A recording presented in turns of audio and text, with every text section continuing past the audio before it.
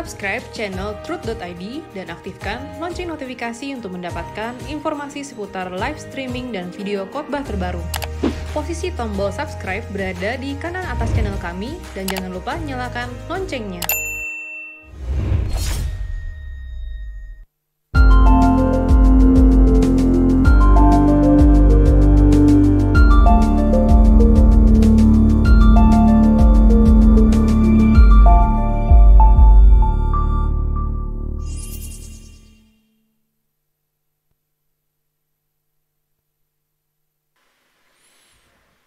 Shalom, wanita surgawi yang kekasih. Kita kembali dalam acara Wanita Surgawi. Sebelum kita mulai, baiklah kita berdoa. Bapa di dalam surga, kami membutuhkan firman-Mu, membutuhkan suaramu, nasihatmu. Sangat membutuhkan. Kalau manusia yang berbicara, kami tidak mendapat apa-apa. Biarlah anakmu Erastus hanya menyampaikan apa yang engkau mau sampaikan. Bukan dari dirinya sendiri, tetapi dari Bapa, dari Engkau ya Bapa. Oleh pimpinan Roh Kudus, kami mendengar suara Bapa. Bapa Allah Israel, kami sambut kebenaran-Mu di dalam nama Tuhan Yesus Kristus. Amin. Ajar aku Bapa, gentar sepatutnya kepadamu Bapa kami yang di surga. Mengasihi Bapa dengan segenap jiwa, segenap hatiku dan akal budiku.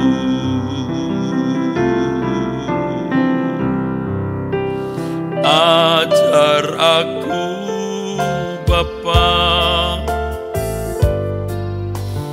gentar sepatutnya kepadamu Bapa kami yang di surga. Mengasihi Bapa dengan segenap jiwa, segenap hatiku dan akal budiku.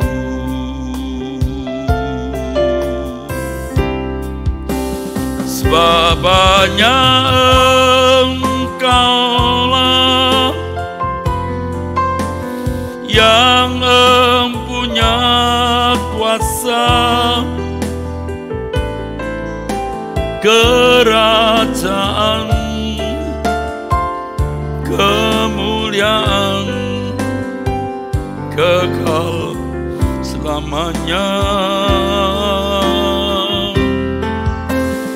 Semua yang ada karena tangan-Mu Kau ciptakan bagi kemuliaan-Mu. Bapaknya Engkaulah. Bapaknya Engkaulah yang empunya kuasa, kerajaan, kemuliaan, kekal selamanya. Semua yang ada karena tangan-Mu, Kau ciptakan bagi kemuliaan-Mu.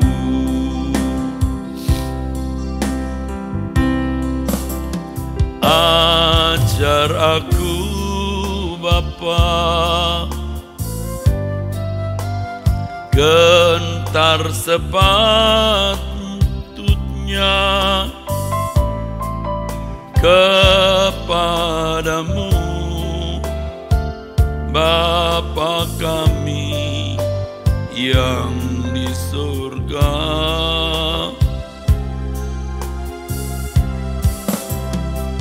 Mengasihi Bapa dengan segenap jiwa, segenap hatiku dan akal budiku.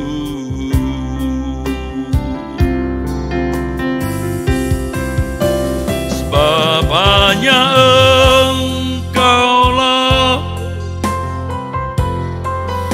yang empunya kuasa, kerajaan, kemuliaan, kekal selamanya. Semua yang ada karena tangan-Mu, Kau ciptakan untuk kemuliaan-Mu. Kau ciptakan, Kau ciptakan bagi kemuliaan-Mu.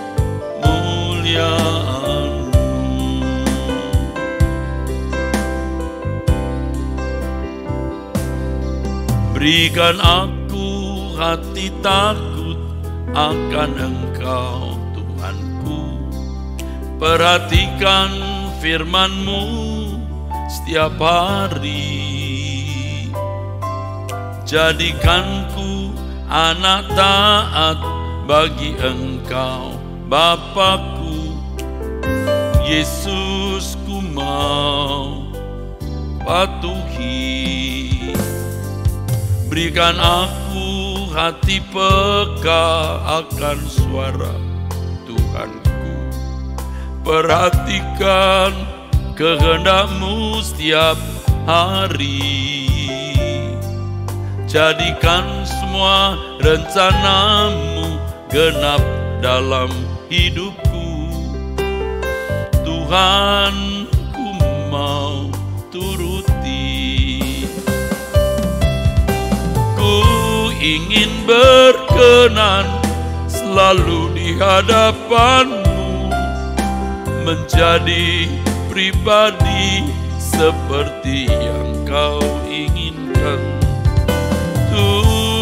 Tuhan, tujuan hidupku hanya Engkau kesukaanku.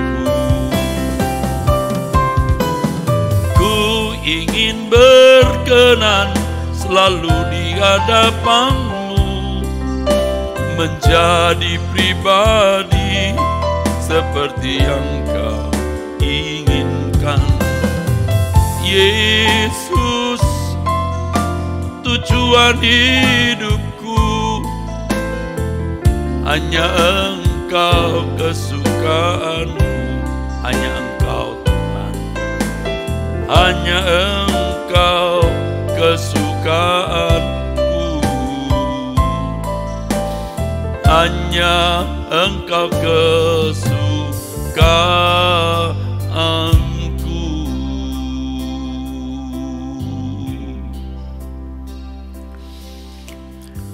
Saudara sekalian, biasanya kaum wanita, kaum ibu dipandang sebagai insan yang lemah jika dibanding dengan laki-laki atau pria.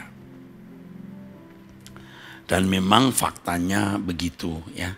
Banyak kaum ibu secara fisik lebih lemah, juga secara mental kurang seberani atau tidak seberani pria. Faktanya memang begitu ya, wanita lebih takut terhadap banyak objek-objek, saudaraku. Nah, kepada wanita surgawi, saya mengajak saudara untuk memiliki mental yang kuat. Mental yang kuat, walaupun saudara adalah wanita, tetapi saudara memiliki mental yang kuat dan tidak kalah dengan laki-laki. Banyak hal yang menjadi objek takut kita. Banyak hal. Saya kira saya juga walaupun pria memiliki objek-objek yang saya takuti. Tetapi melalui perjalanan waktu dan oleh firman Tuhan, objek-objek yang dulu kita takuti banyak yang mulai gugur, tidak kita takuti lagi. Bahkan kita memiliki keberanian yang jauh lebih dari mental kita, ya, keberanian kita sebelumnya. Pertanyaannya, bagaimana kita bisa memiliki perasaan atau mental yang tidak mudah takut? Ya, saudaraku. Nah, ini saudara harus percaya dan mulai menerapkan atau melakukan apa yang saya sampaikan. Di Lukas pasal 12 ayat 32, firman Tuhan mengatakan, janganlah takut hai kamu kawanan kecil, karena Bapamu telah berkenan memberikan kamu kerajaan itu. Kalau Tuhan berkata jangan takut, berarti Tuhan menjamin bahwa kamu bisa tidak takut dan kamu bisa aman. Kalau orang tua berkata kepada seorang anak, ayo nak, jangan takut nak. Karena orang tua sudah memperhitungkan bahwa kalau anak tersebut melakukan hal yang diperintahkan orang tua, itu tidak akan merugikan, merusak, menyakiti, menghancurkan anak. Pasti. Ya. Ayo sini masuk. Takut mama. Enggak apa-apa. Ayo ikut mama ke situ. Takut mama. Enggak apa-apa. Atau ayo jalan sendiri ya sampai sana. Takut ma. Tidak apa-apa. Kalau orang tua memberikan perintah kepada anak untuk melakukan sesuatu, pasti orang tua sudah mempertimbangkan bahwa hal itu tidak akan membahayakan anak.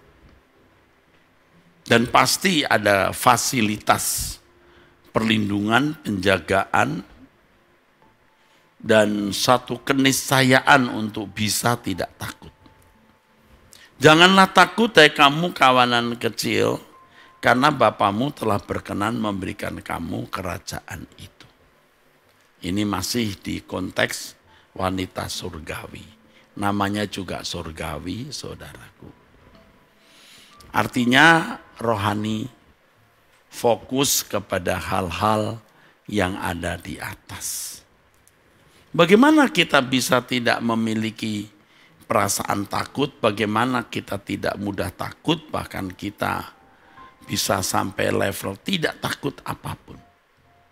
Kecuali satu, Tuhan.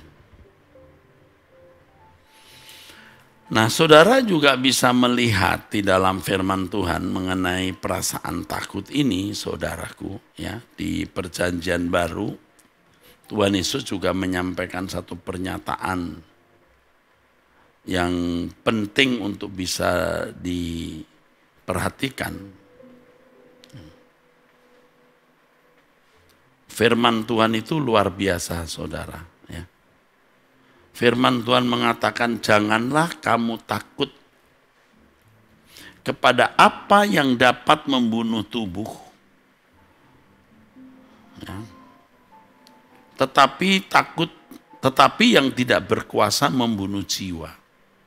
Takutlah terutama kepada Dia yang berkuasa membinasakan baik jiwa maupun tubuh di dalam neraka. Jadi ketika Tuhan berkata jangan takut karena Bapamu berkenan memberikan kamu kerajaan itu, maksudnya kamu itu pewaris-pewaris kerajaan Allah. Ya, kamu wanita surgawi, kamu pria surgawi, kamu manusia surgawi. Jangan takut. Kenapa? Karena kamu anak-anak Allah. Yang mestinya kamu takuti, ya, Matius 10 ayat 28, adalah Dia, Tuhan. Nah, masalahnya bagaimana kita bisa takut akan Tuhan, saudara? Tuhan tidak kelihatan, bahkan sering Tuhan seakan-akan tidak ada, sehingga membuat banyak orang hari ini juga tidak peduli atas segala sesuatu yang mereka lakukan. Karena Tuhan dianggap juga tidak ada, itu masalahnya. Karena Tuhan dianggap tidak ada, mereka tidak merasa perlu takut kepada Dia yang tidak kelihatan atau tidak ada. Jujur saja kita sendiri, saudaraku, telah melewati tahun-tahun yang benar-benar menyakitkan hati Allah. Ya, di gereja kita bisa saja kelihatan suci, tetapi dalam kehidupan sehari-hari kita bisa menjadi sangat ceroboh melakukan hal-hal yang melukai hati Tuhan dan kita merasa Tuhan tidak ada. Saya ini seperti saudara, ya, manusia juga, ya, yang ada takutnya akan banyak objek dan tidak takutnya akan Allah yang tidak kelihatan. Tetapi saya telah melewati perjalanan panjang didikan Tuhan yang luar biasa, saudaraku. Nah, tidak ada orang yang lebih beruntung, terjamin, terlindungi oleh Tuhan dari orang yang takut akan Dia. Takut akan Allah ini bukan karunia, saudara. Artinya bukan dimiliki seseorang secara otomatis dengan mudah karena Tuhan memberikan dia hati yang takut. Kalau saya berdoa dan menyanyikan lagu yang juga itu kalimat doa seperti yang kita nyanyikan tadi, berikan aku hati takut, maksudnya bukan mendadak sontak Tuhan menaruh hati yang takut lalu kita bisa takut secara otomatis. Tetapi ajar aku, didik aku Tuhan. Berikan aku hati takut. Itu bukan berarti lalu Tuhan memberikan kita sebongkah, seember rasa takut akan Allah lalu diguyurkan di kepala kita, lalu hati kita tiba-tiba bisa menjadi takut akan Allah. Bukan begitu, saudara. Ajar aku Bapa, nah itu takut. Gentar sepatutnya, gentar tapi gentar yang patut, bukan gentar sedikit atau gentar versi kita. Kepadamu Bapa kami yang di sorga. Nah, sekarang saya bagikan kepada saudara kebenaran ini. Bagaimana kita bisa membangun perasaan takut akan Allah? Nah, langkah yang kita ambil yang pertama, ingat ya ibu-ibu, kaum wanita dan saudara-saudara yang mendengar firman ini, yakini bahwa Allah itu hadir. Yakini bahwa Allah itu hidup, itu yang pertama. Kita harus menyuarakan di dalam jiwa kita bahwa Allah itu hidup, Allah itu hadir. Suarakan terus. Suarakan. Jadi kita harus menyuarakan itu. Tak suarakan Allah hidup, Allah hadir. Saudara, ini bukan mau menyakiti siapapun atau merendahkan siapapun atau melecehkan institusi manapun ya. Tapi dari pengalaman saya sebagai mahasiswa sekolah tinggi teologi yang melewati 3 stratum 1, 2, 3. Itu masing-masing 4 tahun, saudara ya. Jadi bukan yang 1 bulan, sama 1 tahun dapat gelar. Dan saya menjadi seorang aktivis akademisi perguruan tinggi keagamaan.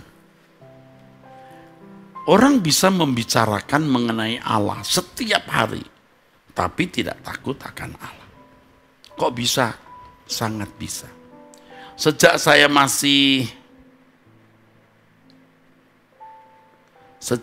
masih menjadi mahasiswa, saya sudah menemukan para mahasiswa bercanda pakai nama Tuhan. Ya. Saya tidak tahu ya saudara kok bisa begitu. Maaf, bukan saya merasa lebih baik. Saya tidak seperti teman-teman, tetapi kadang-kadang terbawa. Kadang-kadang saya terbawa. Nggak tahu kenapa bisa begitu. Jadi apa ya, saya tidak berani memberi contoh saudaraku ya. Menyebut nama Tuhan Yesus itu sembarangan ya.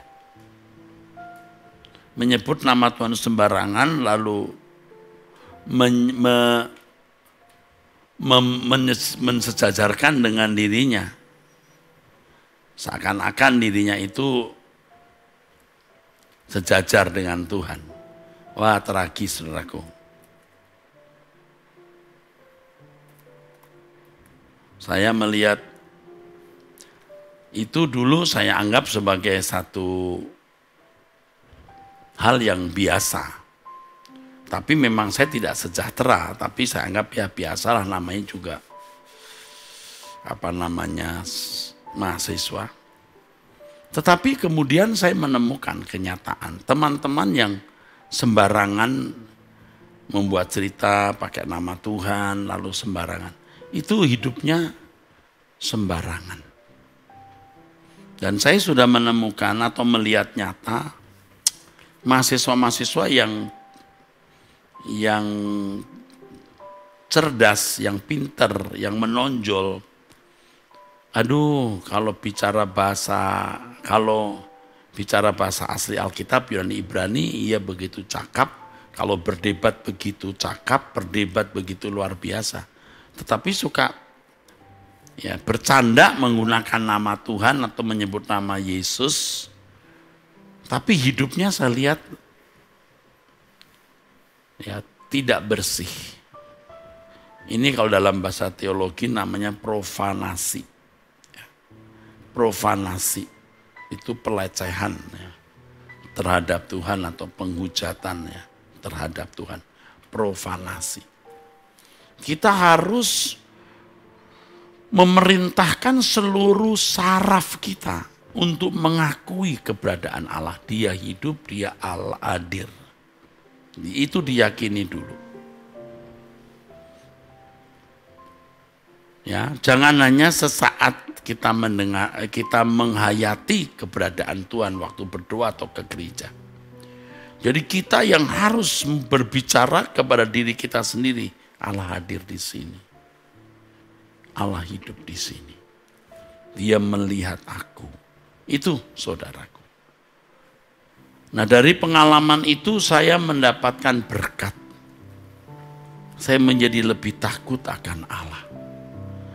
Ku taruh Tuhan di mataku, Engkau Allah Maha hadir di hidupku, agar hatiku takut yang kudus, menghormatimu dengan tulus. Dunia yang gelap ku jalani, sungguh tak mudah bagiku hidup suci, namun rinduku tetap padamu, lebih mengenal semakin dalam pribadimu. Ku taruh Tuhan depan mata, agar ku tak berdosa padamu. Aduh Tuhan yang Maha Kudus Allahku, Kau ingin aku kudus sepertimu. Selalu hidup di hadapanmu dalam kebenaran yang sejati, menghormati kesucianmu sampai di kerajaanmu nanti. Sebenarnya apa yang saya sampaikan ini juga hasil dari pergumulan nyata hidup saya, saudara.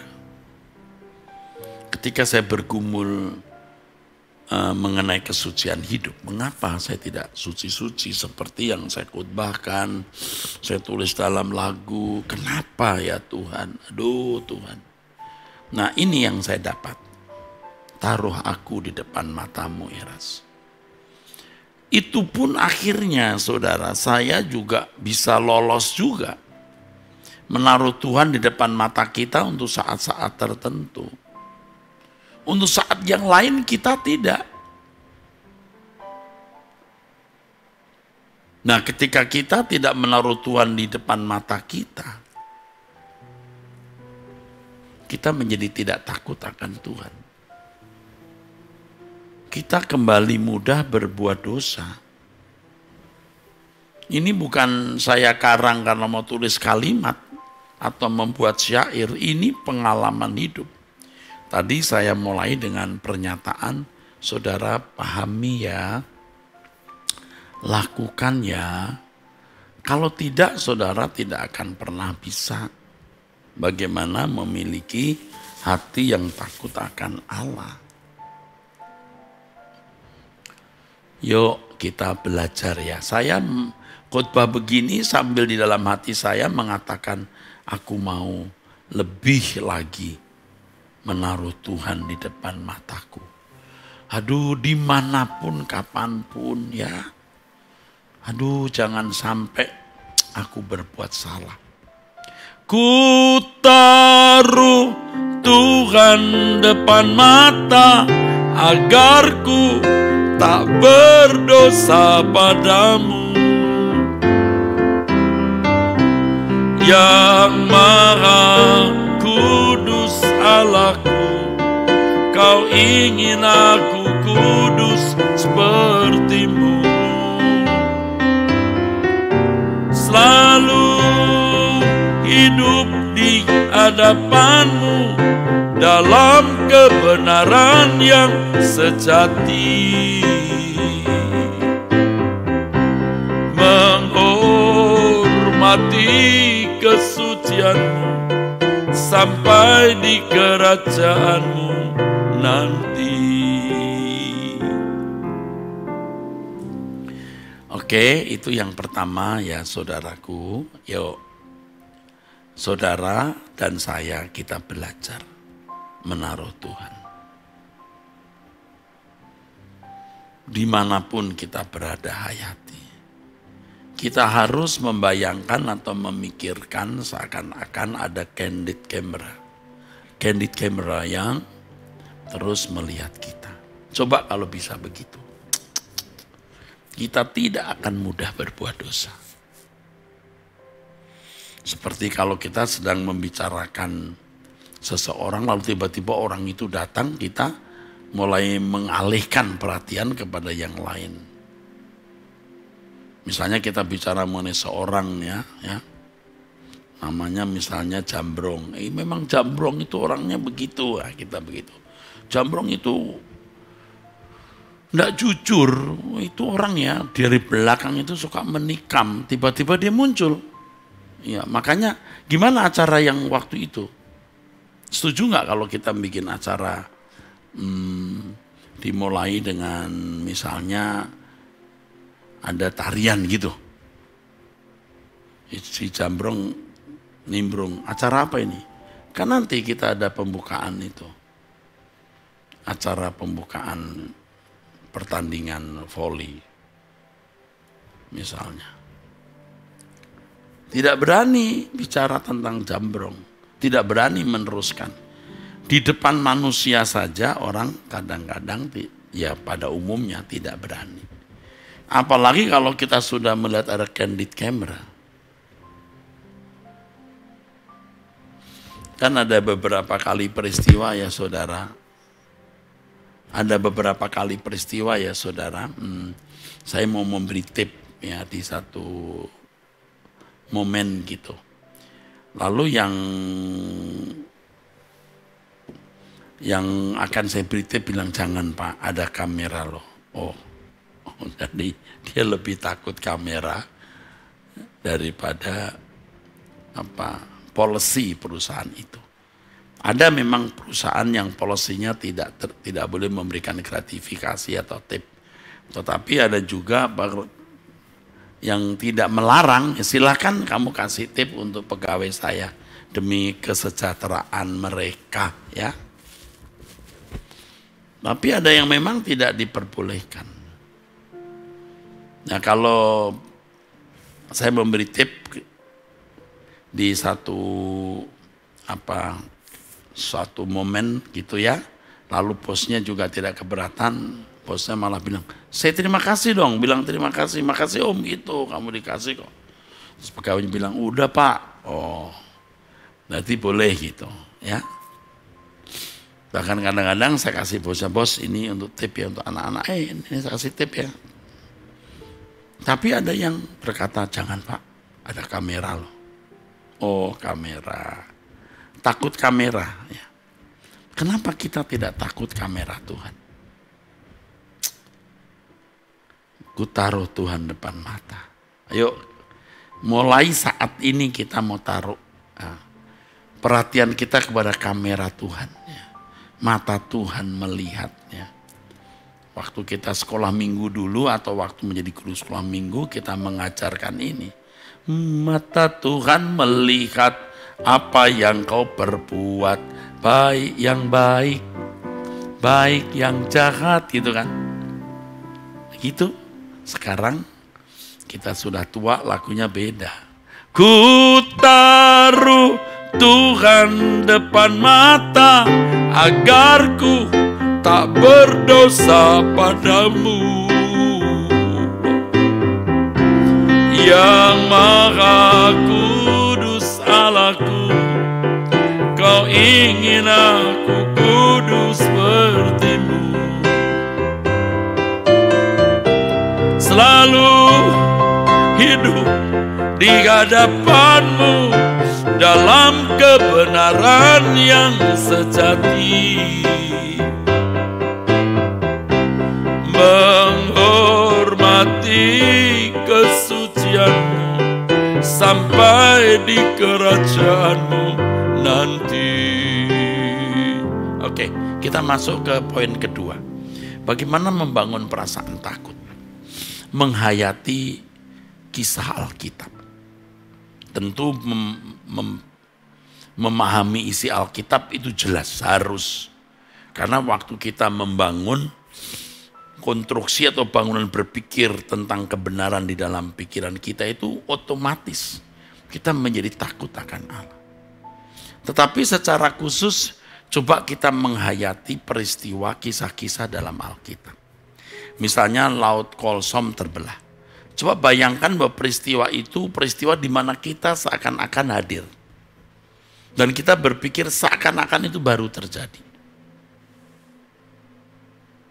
Dan saya sudah mempelajari itu.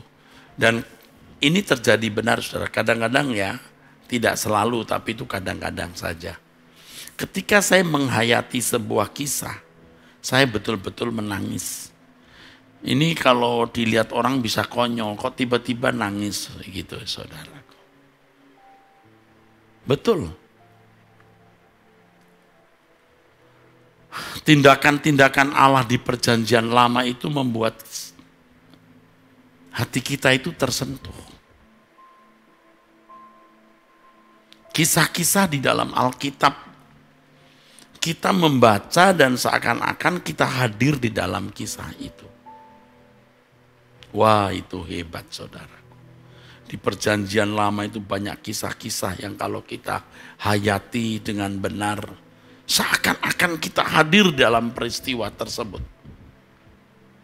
Itu sebenarnya seperti menghidupkan Allah di dalam hidup kita. Kita membayangkan bagaimana orang-orang Israel ya menjadi kacau ya, gusar, ketakutan, gentar, kacau pada waktu dikejar oleh tentara Firaun, sedang mereka ada di dua lembah. Saya sudah sampai ke tempat itu, saudara.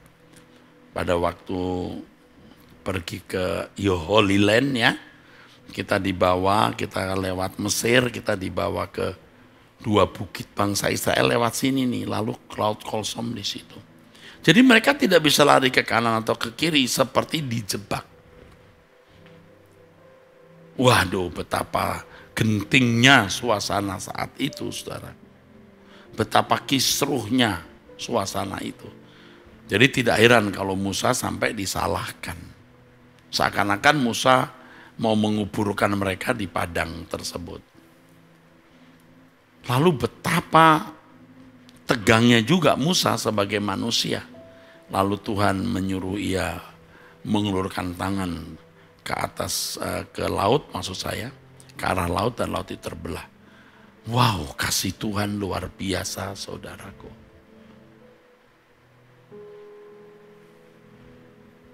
Nah, karena saya guru sekolah minggu dari muda, saya punya pengalaman guru sekolah minggu itu saya kira belasan sampai puluhan tahun. Sejak muda, belasan tahun paling tidak.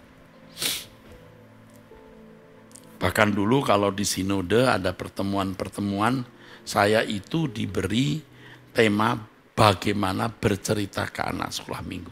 Jadi dulu memang saya memiliki keahlian itu. Sekarang tentu sudah tua ya, sudah tidak bisa seperti dulu. Saya membayangkannya, ini memang perlu ada bakat yang namanya bakat aiditis. Bakat untuk membayangkan peristiwa. Dan saya sudah biasa membuat cerita, lalu saya membayangkan bagaimana Miriam mendorong Musa ya, yang ditaruh di sebuah box gitu. Didorong di pinggir dengan hati yang takut. Lalu tiba-tiba ada serombongan orang rame, putri-putri Firaun, tentu dikawal oleh prajurit-prajurit. Waduh, ketahuan deh, ketangkep basah nih. Bagaimana Miriam mulai menitikkan air mata dan mulai berkata, Mama, maafkan Mama, aku tidak bisa menjaga adik Mama. Tetapi kemudian salah satu putri Firaun malah menolong dan menyuruh Miriam untuk mencari seorang ibu yang bisa menyusui dia. Coba, kalau tidak ada Allah mana mungkin, saudaraku. Ini belum tembok Yeriko yang runtuh dan lain-lain. Hayati, seakan-akan kita ada di situ, saudaraku. Iya, waktu Yusuf dimasukkan ke dalam sumur, mati dia bisa di bawah. Kelaparan, ada kala jengking ular mati dia. Tapi Tuhan menolong, dia diangkat keluar. Dia pikir, udah, terima kasih bang, abang baik. Oh bukan baik, dijual. Mungkin lebih baik mati di dalam sumur daripada jadi budak. Ini jadi budak. Dan terus kisahnya, bagaimana Tuhan menolong mereka. Ini belum kisah Daniel, Sadrak Mesah Abednego. Wow, bagaimana Allah nyata dalam hidup mereka. Itu luar biasa, saudaraku. Nah, saudara harus bisa menghayati kisah-kisah tersebut. Dan seakan-akan saudara ada di dalam, saudara ada di situ. Ada di situ. Hadir di situ. Hadir di situ. Dan seakan-akan itu baru terjadi beberapa waktu ini. Jadi begitu hidup. Sehingga pada waktu saudara menghadapi satu ancaman, saudara berkata, dapur api yang dipanaskan 7 kali lipat saja tidak menghanguskan Sadrak Mesah Abednego. Apalah artinya masalah ini?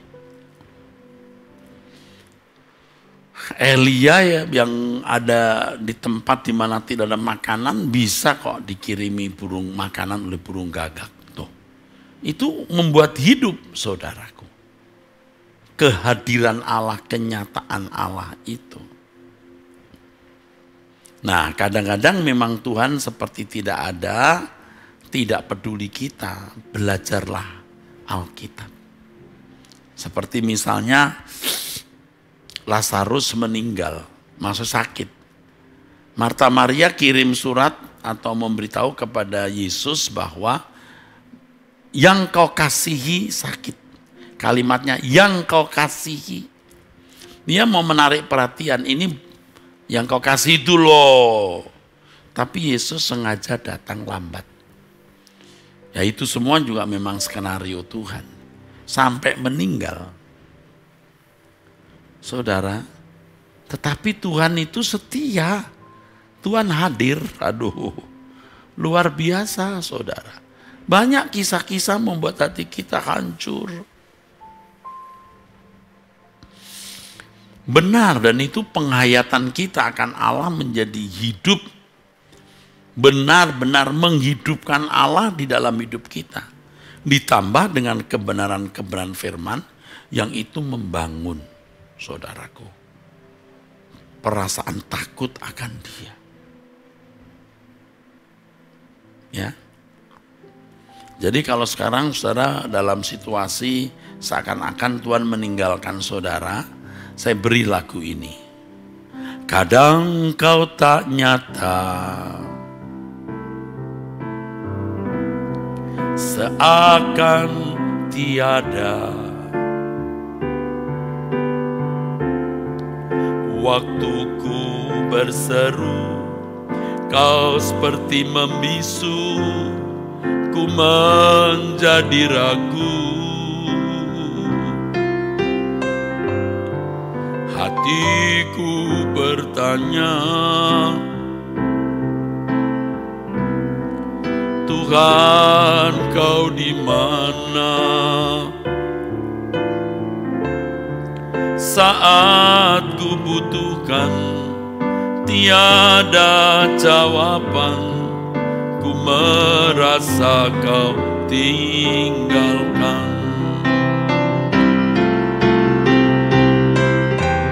Kau ajarku dewasa, segala perkara tetap percaya. Kau ajar ku mengerti segala hal yang Bapa ingini.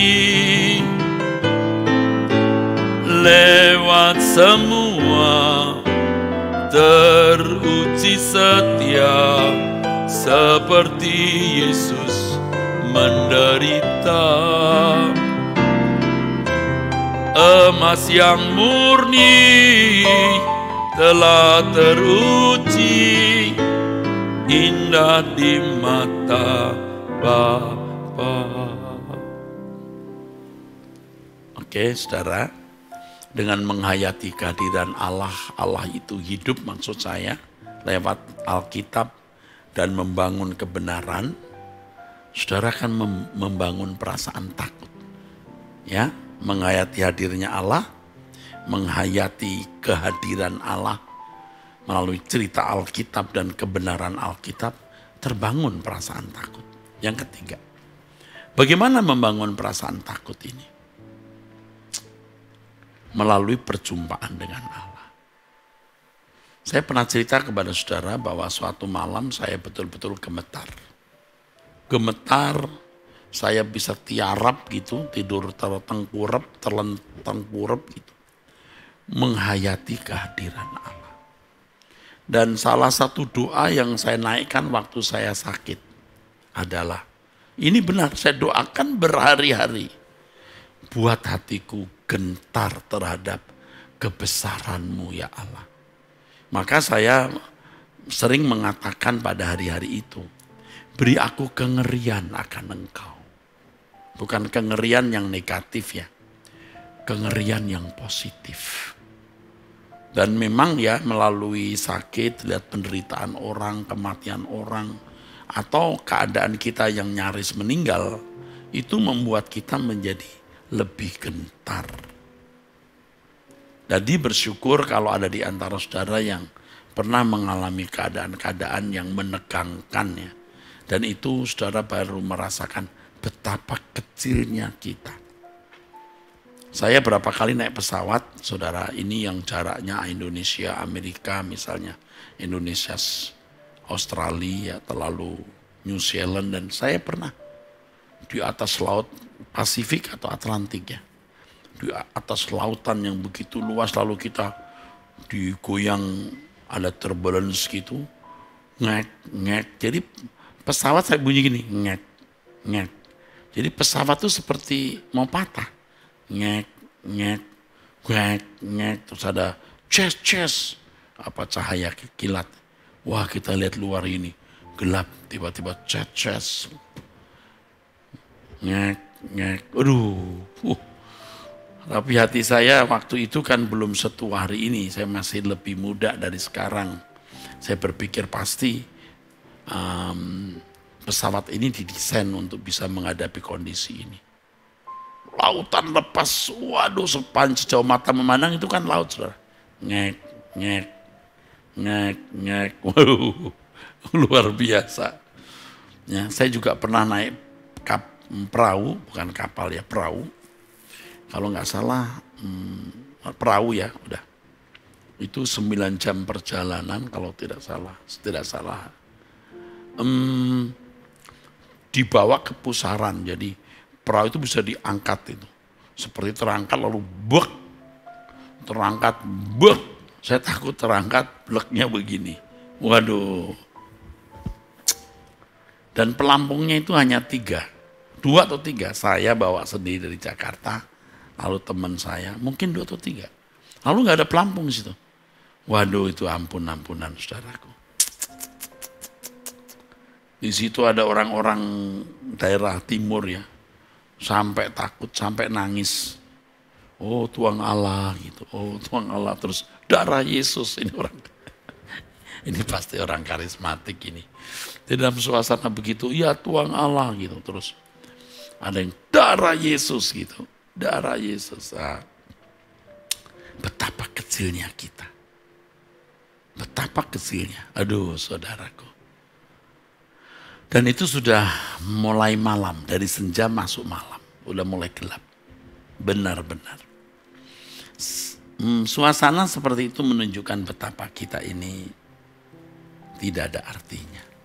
Makanya kalau kita bisa datang kepada Tuhan, berdoa dan merasakan kehadiran Tuhan, kedahsyatannya, wah, itu berkat kekal. Makanya kepada Bapak Ibu, jangan lewatkan doa pagi melalui Truth ID jam 5. Jangan lewatkan jam 5 sampai jam 6. Selalu ada renungan atau biasanya ada renungan ya. Nah ini akan memberikan kekuatan kepada saudara. Hadirat Tuhan itu akan memberikan kepada saudara itu kekuatan. Beda orang yang doa pagi dengan orang yang tidak doa pagi itu beda.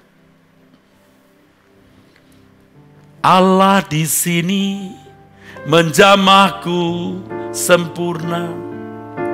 Allah di sini mengasihi. Kehadiranmu memberi damai sejahtera. Allah di sini untukku. Ku puji, ku puja Tuhanku. Ku sujud menyembah padamu. Allahku, Engkau pohon kehidupan. Ku rindu hadirat-Mu selalu. Coba saudara ikut doa pagi ya. Yang belum pernah ikut-ikut, ditertibkan hidupmu. Bangun pagi, saya bersedia. Setiap pagi tidak ada libur. Kecuali saya dipanggil pulang Tuhan ke surga atau ada kondisi tertentu di mana memang saya tidak bisa pimpin. Saudara, kalau orang takut akan Allah, dia jadi tidak takut objek-objek yang lain, itu ajaib. Bagaimana bisa Pak? Alami. Tadi sudah saya katakan, percayalah apa yang saya katakan ini, lakukan. Nanti baru saudara tahu. Dan orang yang takut akan Allah itu orang yang benar-benar menghormati Allah. Orang yang tidak takut akan Allah itu tidak menghormati Allah. Tuhan akan menolong kita untuk bertumbuh dengan ketakutan atau kegentaran akan Allah yang makin tepat, makin proporsional. Kalau dulu takut kita hanya 10, nanti jadi 15, 20, 30. Semakin takut akan Allah itu semakin orang menghormati Allah. Dan semakin orang menghormati Allah itu semakin istimewa di mata Allah. Kan Anda membaca Alkitab, bagaimana orang-orang yang dipuji Tuhan, dia takut akan namaku. Tuh. Orang yang menghormati Allah, yang menjauhi kejahatan pastinya. Jadi, ayo kita mau berubah, ya. Saya tahu saudara banyak persoalan, takut suami, takut mertua, takut anak begini, takut anak begitu, takut gak punya uang, tidak bisa bayar uang sekolah anak, tidak bisa melanjutkan kontrak, usaha gagal, dan lain-lain. Takut akan Allah membuat Anda menjadi kokoh dan tidak takut objek-objek itu. Makanya ini, ajar aku Bapa, gentar sepatutnya kepadamu, Bapa kami yang di surga, mengasihi Bapa dengan segenap jiwa, segenap hatiku dan akal budiku. Sebab hanya Engkaulah yang mempunyai kuasa, kerajaan Bapa kami, kemuliaan kekal selamanya. Semua yang ada karena tangan-Mu, Kau ciptakan bagi kemuliaan-Mu. Sebab hanya Engkau, sebab hanya Engkaulah yang mempunyai kuasa, kerajaan, kemuliaan kekal selamanya. Semua yang ada karena tangan-Mu, Kau ciptakan bagi kemuliaan-Mu. Kiranya Tuhan membuat ibu-ibu kaum wanita lebih kokoh, makin kokoh menghadapi guncangan gelombang badai hidup sebesar apapun. Apa yang saya sampaikan ini saudara dengar berulang-ulang ya, saudara lakukan. Saya hanya mau memberkati saudara agar menjadi anak-anak yang takut akan Allah dan kita ketemu di surga. Percaya, tidak ada motif apapun. Ya, tidak ada. Saya mengajak saudara berkemas-kemas pulang ke surga. Hidup sementara ini untuk persiapan menuju langit baru, bumi baru.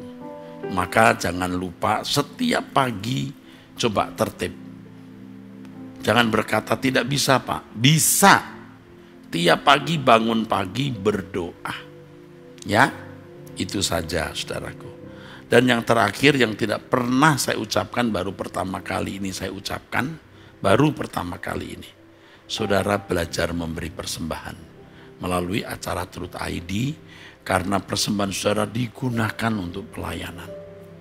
Banyak pekerjaan Tuhan yang membutuhkan dukungan dana. Bukan untuk memperkaya saya, saudara. Tidak untuk memperkaya saya, demi Tuhan. Artinya Tuhan menjadi saksi saya. Supaya pekerjaan Tuhan didukung, saudaraku. Pembangunan rumah ibadah, sekolah-sekolah di daerah, dan juga khususnya sekolah tinggi teologi ekumene. Ayo kita dukung. Ya. Baik, sekarang saudara boleh mengangkat tangan. Bapa, berkatilah semua anak-anak-Mu yang mengangkat tangan. Berkat dari Allah Abraham, Ishak dan Yakub, Allah Elohim, Allah Israel turun atas mereka. Kesehatan, kehidupan, bisnis, usaha, keuangan mereka Tuhan berkati. Yang dalam problem, masalah, keuangan, sakit, penyakit, dan problem yang lain, Bapakku minta Engkau tolong. Turun berkat atas saudara-saudara ini dalam nama Tuhan Yesus Kristus. Amin. Sampai jumpa kaum ibu, kaum wanita di acara Wanita Surgawi setiap hari Senin jam 2 ya. Dan kita akan ketemu juga ya di acara-acara melalui Truth ID. Ingat, Truth ID. Sampai jumpa di Wanita Surgawi minggu depan, Senin depan. Tuhan memberkati.